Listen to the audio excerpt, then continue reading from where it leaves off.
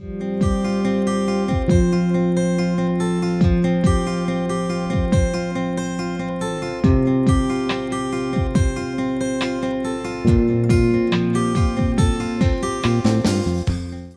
S. Shankar is a professor, Department of Physics at Madras Institute of Technology, Anna University, Chennai. His area of specialization is solid-state physics. He has guided more than 10 PhD scholars. He has published more than 50 national and international research papers. He has 28 years of teaching experience. Welcome to UGC lecture series, and the topics that we are going to see here is on lattice dynamics fundamentals, and in this lecture we are going to see about lattice specific heat due to Debye model. And here first we will see the density of states definition and some expression for the density of states for phonons. Then the Debye approximation of vibrating solid and the corresponding density of states, then specific heat calculation within the Debye approximation. Then we compare the specific heats of lattice due to Einstein and Debye models. Here we have some definition for density of states. So, according to quantum mechanics, if a particle is constrained, then the energy of a particle can only have special discrete energy values, and it cannot increase infinitely from one value to another. It has to go up or down in steps as mentioned here, and the dot line here refers to energy levels, and this box like well represents the potential energy well for the particle to be localized, and within this well the possible energy values are only these three values as picturized here. These are called discrete energy values permitted for the particle localized there. And in the classical limit, these energy steps become very small since the system is sufficiently large, so that the energy spectrum can be considered as continuous. But on atomic scale, the energy spectrum has a quantized structure, so that the energy jump can be made only by a discrete amount from one value to another, and this is schematically represented here. So, here we have only definite discrete energy values represented like this. This is the nature of quantized energy spectrum, and if this is getting more intense, then the steps get smaller, and if it is still larger in number, then they get very close to each other, so that it appears to be a continuum, and this is called continuous energy spectrum. This is the so called classical limit. In some cases, each particular energy level can be associated with more than one different state or wave function in quantum mechanics. So, we have this type of combination like this. This is the so called property of degeneracy, or the energy levels are said to be degenerate. The density of states represented by rho of E is actually defined as the number of discrete states per unit energy interval per unit volume, so that the number of states between E and E plus D is given by this density multiplying the energy interval dE, that is rho of E dE. There are two sets of waves for solution in such a case. Then we have running waves, standing waves, and for running waves we have these wave numbers possible, and these allowed k values correspond to the running waves, that is all positive and negative values of k are allowed in steps like this by means of periodic boundary. These are all obtained by the so called periodic boundary condition.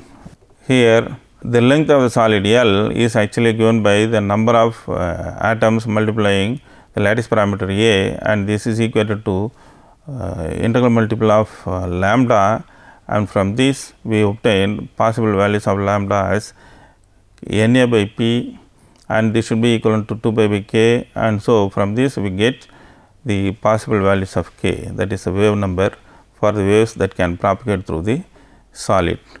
Then here we can obtain rho of k for running waves, and this is by definition for a one dimensional solid given by this value, that is L by 2 pi into dk. And for standing waves we go for Born-Von Karman boundary condition, which is approximating the one dimensional solid or linear chain in terms of a circular chain like this, and the values are represented so that we get periodic boundary condition based on this. And here we have L, therefore is equal to n lambda by 2, and so k goes as 2 pi by lambda, and so we substitute this, then we get k equal to 2 pi some integral multiple of multiple n divided by 2l, and so we have k equal to n pi by l. Then these are the allowed wave numbers for standing waves.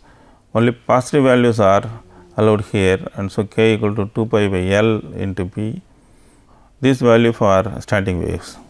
Then the density of states as mentioned earlier is given by rho s of k for standing waves into dk equal to L by pi dk. Here are some aspects for the density of states. So only positive values are allowed in standing waves, and the total number of states for both running and standing waves will be the same in a range of dk, and the standing waves have the same dispersion relation as running waves, and for a chain containing n number of atoms there are exactly n distinct states with k values in the range 0 to pi by a. This is an important statement. Now the density of states for unit frequency range g of omega is actually the number of modes of the frequencies omega and omega plus d omega will be g of omega d omega. G of omega can be written in terms of rho s of k and rho r of k, where s here stands for standing waves and r here stands for running wave. We define this g of omega as rho s of k into dk by d omega. This is the density of frequency modes, and this is density of wave number modes. So these are related like this, and from here we can obtain omega equivalent to 2 into square root of k by m into sin k a by. So if you substitute dk by d omega as d omega by dk here, then we get for omega equivalent to a into square root of k by m into cos k a by 2, and this shows that the density of normal modes is not a constant. And here we can make use of this identity and further work out for this g of omega, and finally obtain rho s of k 1 by a into 2 by the square root of 4 k by m minus 4 k by m sin square k a by 2, and further we can simplify this to this value provided we go for these substitutions. So this is a mathematical derivation in fact by making use of these values and combining this expression. G of omega therefore finally given by 2 n by pi into omega square maximum minus omega square whole power minus 1 by 2, and the function of g of omega variation with respect to omega is depicted here. So it is actually a parabolic one starting from this omega max value. This omega max is given by n by pi into square root of m by k. And corresponding to this we have one value here. pi square root of k by m for this omega, like this. And so we have constant density of states over here until this. After that, we have a parabolic variation. So the density of states leads to infinite value at omega max here. So since the group velocity d omega by dk goes to 0 at this value of omega, we have this infinity. Now we can make use of this density of states in the evaluation of the vibration energy of vibrating lattice, and this procedure is illustrated here. So E is given by integral from 0 to this maximum or infinity here, but finally we will replace this with the maximum value of omega, and this is the energy spectrum multiplying the density of states into d omega, and this quantity is to be integrated, and this is a general procedure to evaluate the mean energy of the vibrating lattice here at a given temperature. Now, if we substitute these quantities and work out, this is something about the 3-dimensional density of states. For g of omega is a 3-dimensional density of states for a 3-dimensional solid, and this is some procedure for that. Now, here we can introduce a standing wave pattern and work out this quantity k for this, and combine the concepts of density of states with the point distribution in 3 dimension. These are all familiar aspects, and only for sake of completion those things are given over here. Now, if we implement the above concepts, then we get rho s of k d cube k for 3-dimensional solid as v by pi cube d cube k, and d cube k can be written as 1/8 of this spherical distribution of the k points and the corresponding shell volume, spherical shell volume over here, that is 4 pi k square d k by 8 for d cube k. Then we get this, and finally rho s of k, that is density of states of the wave numbers, is obtained as v k square by 2 pi square, where v stands for the volume of the solid. And so we see that the density of states is quadratic in k for 3-dimensional. So we plug in this g of omega d omega, and here again the classical result is coming in, and so we can obtain this density of states in the the specific heat in the general manner as dE by dt. So for classical case, this is 3n kb. This result holds good only at very high temperature in the Einstein model and also here, but if we take this omega versus k, which we obtained earlier, then this is a sinusoidal behavior, and for long wavelength limit we have a linear one, that is for long wavelengths k is then the wave number is small and here it is linear, and this is what actually the approximation made in Debye model.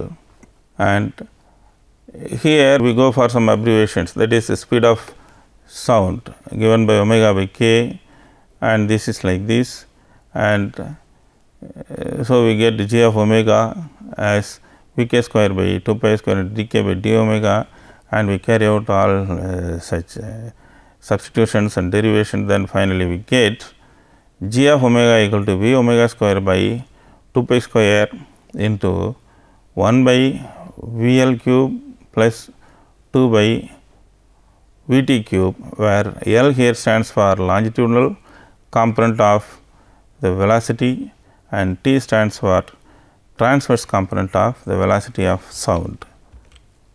Then here we explain the derivation procedure for the lattice energy E at a given temperature, and finally substitute this energy in dE by dt first derivative to obtain specific heat, then we get this quantity.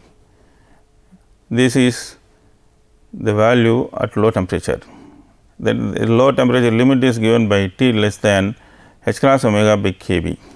Now, how good is this approximation at low temperature? It is fairly very good, as we see for the practically measured values for different materials and this linear curve, that is, this is here T square, this is the specific heat for temperature C by T. So, here we go for Debye interpolation scheme to further simplify the above calculation.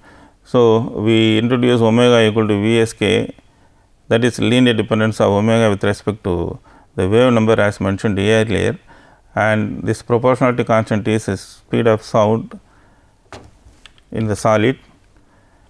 Then this omega versus k, which is actually a sinusoidal one, is taken within the range pi by a from 0, and if we plot Debye approximation, then that is a straight line, and it has been practically observed that the straight line and this curve both are matching or both are coinciding with each other until some particular point, and this is a point of validity of the Debye approximation, and this linear lines are actually Debye approximations. And what about this flat line? This flat line is actually the Einstein approximation, and beyond some point like this, Debye approximation starts to deviate from the actual behavior. So, we define a Debye cutoff frequency and omega d, because since Debye approximation is a linear model and this line linear curve or the straight line and the actual curve both can coincide with each other only up to some value of omega d or only up to some maximum limit omega, which is called as Debye limit and also called as Debye cutoff frequency, and this cutoff frequency is obtained by integrating the density of normal modes multiplying d omega, or to obtain the total number of modes and equating to 3n for a 3-dimensional solid, where n is the number of atoms and 3 for 3 degrees of freedom for a given vibrating atom. And here we substitute j of omega and work out this integration, then finally we can obtain omega d from this, the maximum upper limit for this. Then lattice vibration energy is obtained here as mentioned earlier, and here we evaluate this integration, and finally we get this form, that is, this is for the 0 point energy and the remaining is for the temperature dependent contribution, and here we have the upper limit replaced by the maximum frequency, cutoff frequency, and the assumption is that beyond this cutoff frequency there is no vibrational energy, and so this integration will go 0 beyond omega d. So, this gives the temperature dependent part, and there is a technique to evaluate it by taking h cross omega by k bt as some x factor and go for change of variable and do all that is here. So, here we take h cross omega by k bt as x and represent the temperature equivalence of the cutoff frequency as theta d equal to h cross omega d by kb, and this theta d is termed as Debye temperature, and this omega d is for Debye cutoff frequency, and the corresponding temperature equivalence is called as Debye temperature. And in terms of all such quantities, we obtain the specific heat due to Debye model like this, and so we have CD equivalent to some 9 NKB into T by theta d whole cube multiplying a constant quantity. This is a constant quantity because this factor is actually independent of temperature, and after integration we can obtain some constant value for this. So, this constant multiplying T cube is the form, and here we have theta d equal to h cross omega d by kb as we have mentioned earlier. Now, we can go for high temperature and low temperature limits. Now, for high temperature we substitute x equal to this one, and this is for we take for less than 1 for high temperature limit and work out the above integral, and integrand can be expanded and we get x square here.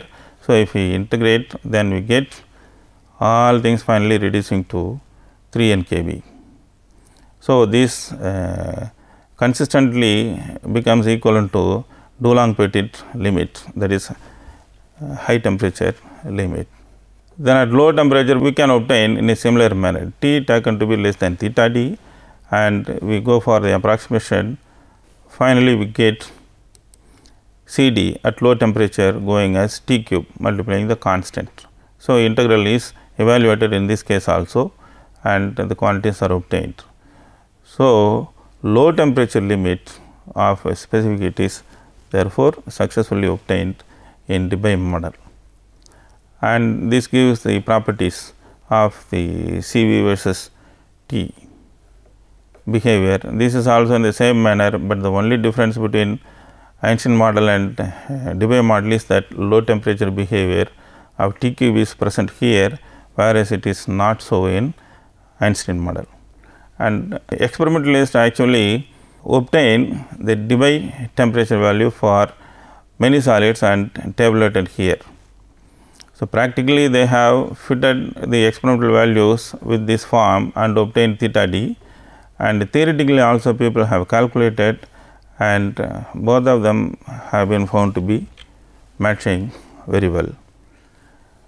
And here we see certain aspects of unharmonic effects. What do you mean by unharmonic effects?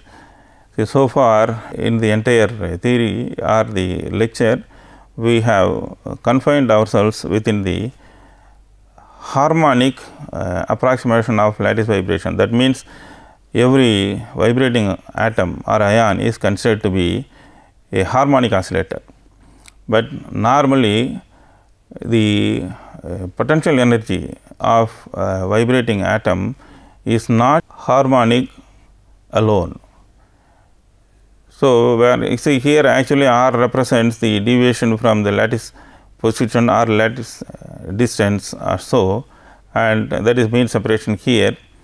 And when the atoms are vibrating, the potential energy is not depending only upon this R minus a square, but we have other higher order terms like R minus a cube and so on, and under small oscillation approximation the higher order terms are neglected, and so we approximate the lattice vibration to be harmonic oscillation, and so we have proceeded with our theories so far.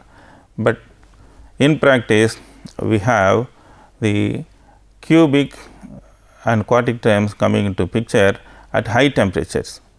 So, this harmonic approximation holds good only for low temperatures, and at high enough temperatures or when thermal conduction is coming into play, then the cubic orders and higher orders are to be considered more importantly, and in fact thermal conduction can be explained only in terms of these higher order terms. These higher order terms are called as unharmonic terms in this potential expansion, and such effects are called unharmonic effects. The main unharmonic effect is actually conduction. Without the unharmonic effects, conductivity or conduction behavior, particularly for thermal energy, cannot be explained. Here is a list of the summary of the understanding. We have studied something about the density of states of normal modes in the solids, Then use of such density of states in the specific heat studies, and Debye interpolation scheme has been understood in terms of such density of states, and as a result the T cube law has been explained very well, and this was observed experimentally, and the theory could explain this T cube law. And the high temperature limit, that is Dulong-Petit's law, has also been successfully obtained by the Debye model. So, this shows that the Debye model has removed the ambiguities present in the Einstein model. Here are a few questions for the students to ponder into. Are the lattice vibrations in Debye model harmonic or anharmonic?